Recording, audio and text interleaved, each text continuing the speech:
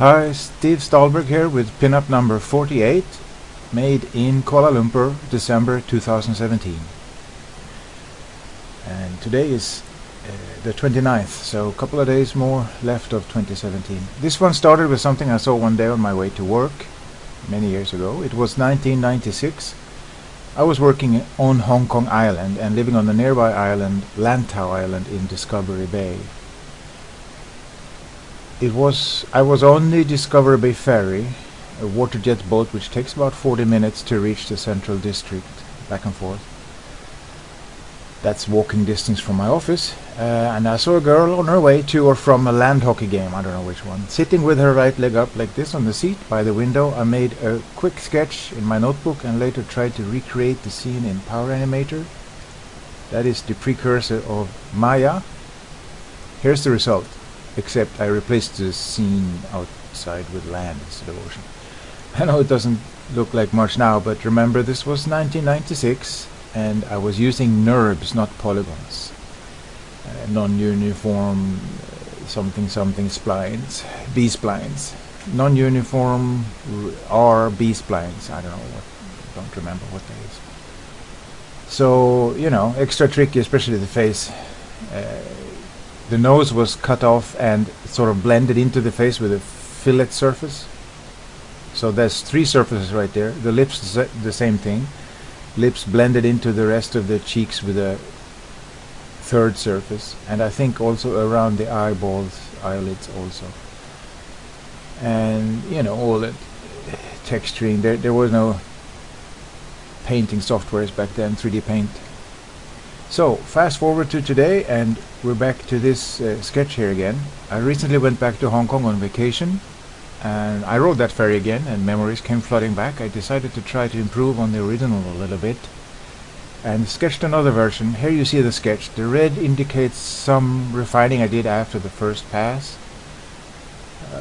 Maybe it's hard to see. You can see how I shifted the outlines a little bit here. And just minor touch-ups here and there.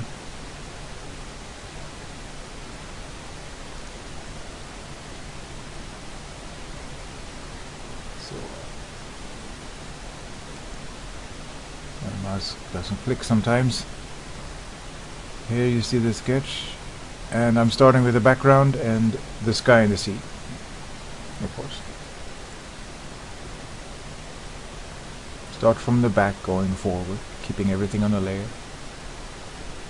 Here is this outside, and next I will do the wall, and after that the seat, and after that the girl, and I will eventually split everything up a little bit more even than that, like hair, socks, shoes, etc, etc, even the armrest and the bag.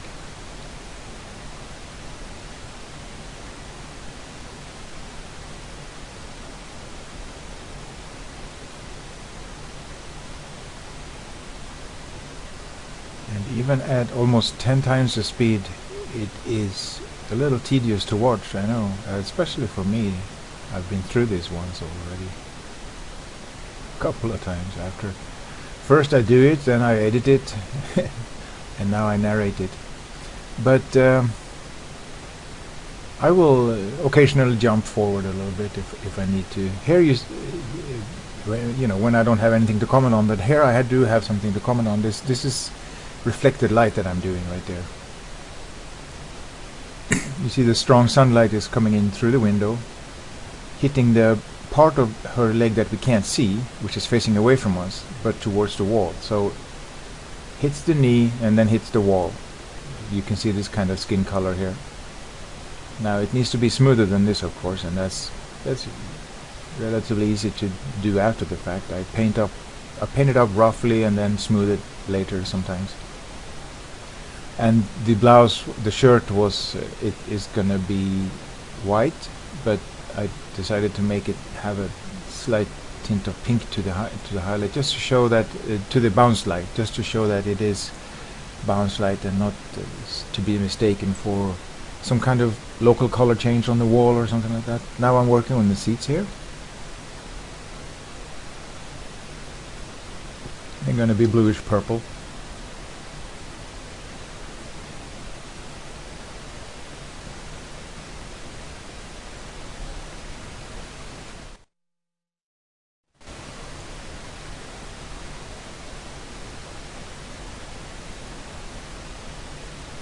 that selecting bit again.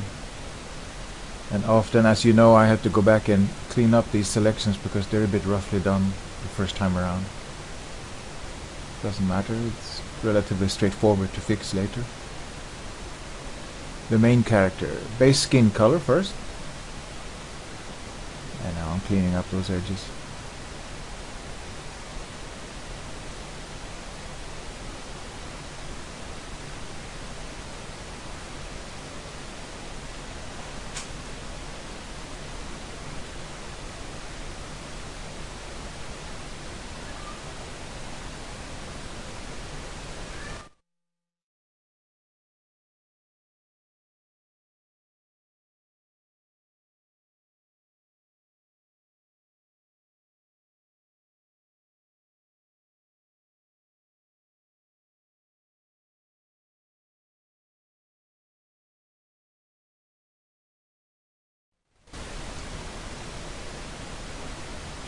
And now I'm base coloring socks and shoes and shirt,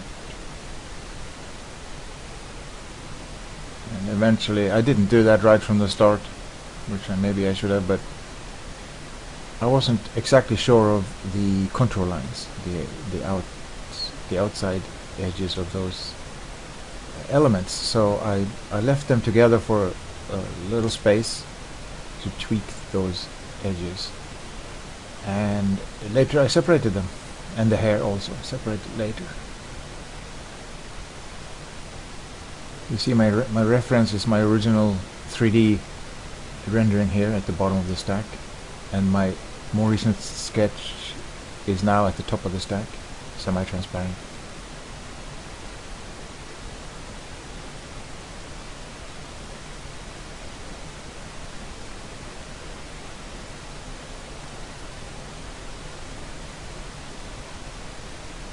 I started filling in the sunlit bits, and now I'm working on the armrest here, which is on front of everything else, so it's at the top of the stack.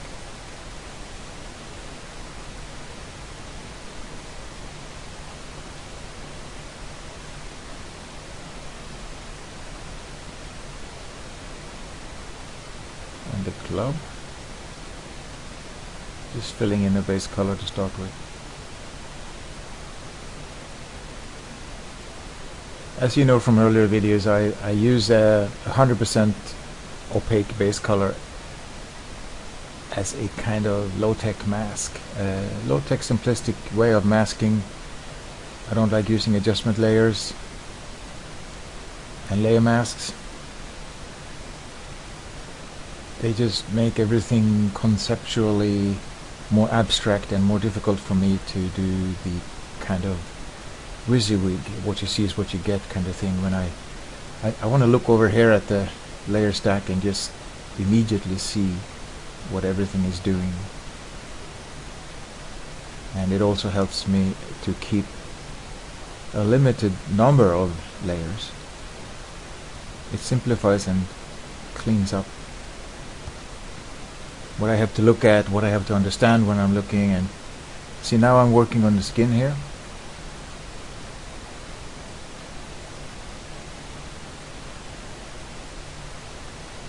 Adding some highlights, some bounce light on the skin. You see here some internal light is bouncing up, but also the sunlight here is from her arm is bouncing up on her chin and on her other arm. And here also sunlight that is again hitting the back side of this leg is hitting back, bouncing back down on this leg here. You got to be consistent with all these things.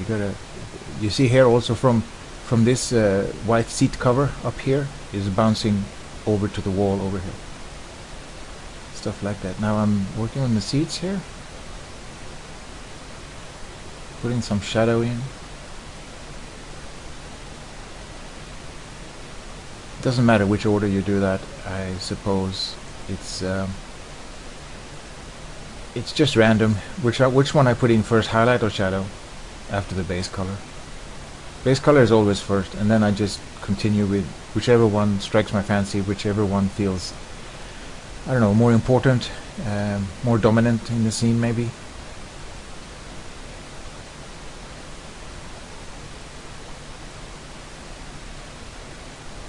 Sometimes the shadow will help to describe the shape better, then I probably start with that. I don't really think about it that much, but now I'm drawing the face here first with the black outlines, or thin black lines,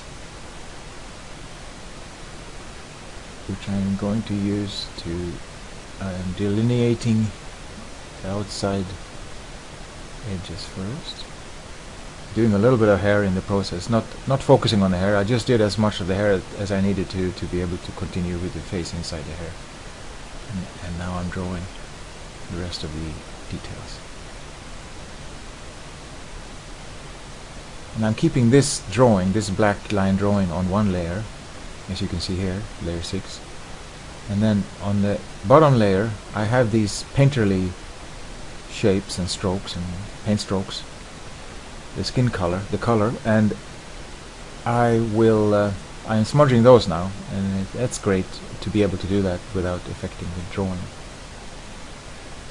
Later on I'll drop the drawing down so I can affect both together, because there's other advantages to being able to do that, but in the beginning stages I think it's much more flexible and easy to work with a little bit of separation like this. As I told you before, I don't like many layers, so I usually try to drop layers down onto other layers, especially when it will become easier to paint on top of them later.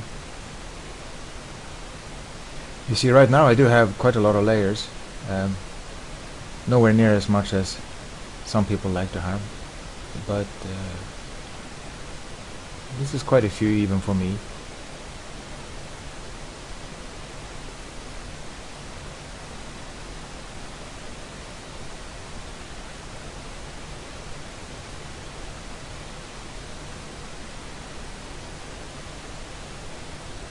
But I see no reason to drop any of these down to their lower neighbors, because that would make it harder later to go back in and do adjustments.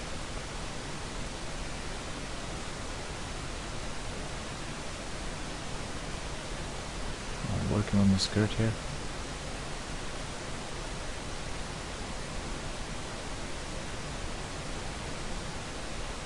And I missed noting, I refined the shirt, the hair, and the skin a bit. The skin isn't very nice here. This is bad, but I'll fix that later. It's the shadow color is dropping in saturation compared to the base color. It should be the other way around. It should get a little warmer into the shadow, and I'll take care of that in a moment.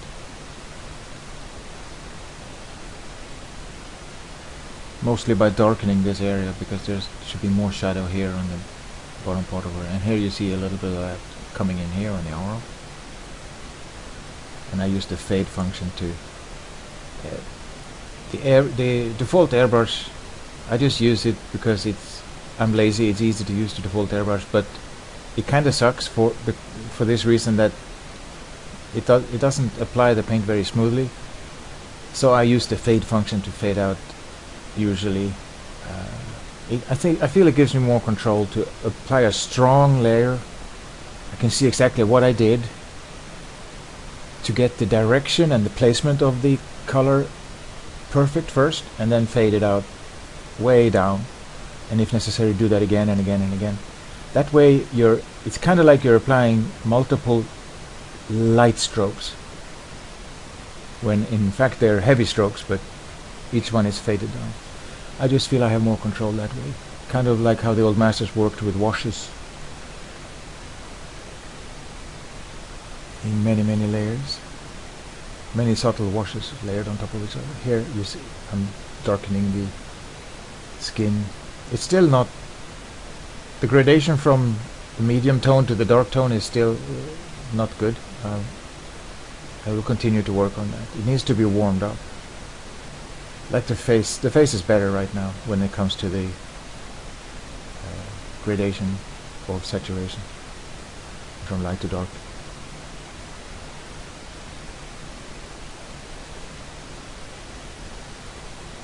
I mean, the leg right now looks like there's just two colors. First one flat color and then one airbrushed brown color on top, which is not good. So it needs to be more subtle.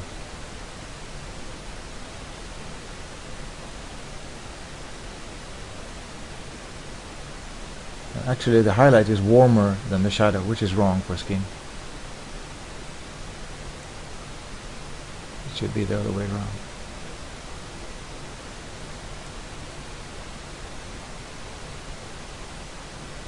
But I was busy with other things right here. Now it's the shoe I'm working on. And distracted by the socks and everything else. So I'm working on the skirt. Still have the club to do. So I wasn't focusing on the skin right now.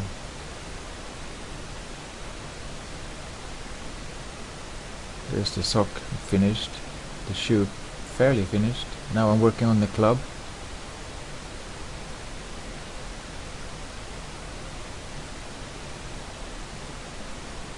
And I'm using a logo I found online for a particular brand of club. It seemed to be the most commonly used one. But I'm editing it a lot. It's a tiny bit of photo bashing I normally don't do.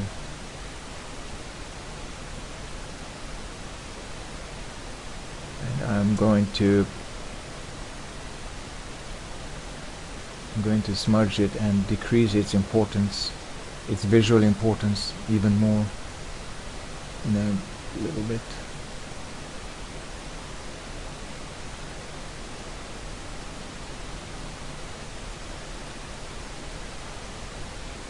Basically, I just wanted to be recognized as a club and not as some kind of cylinder or pipe or whatever, tree root or whatever, so I just needed to have a bit of a logo right there.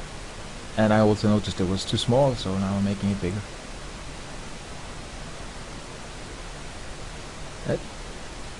That's it. It's done. Always a little jump right at the end because I polished stuff with the recording switched off. Hope you like it. Thanks for your support and see you next month.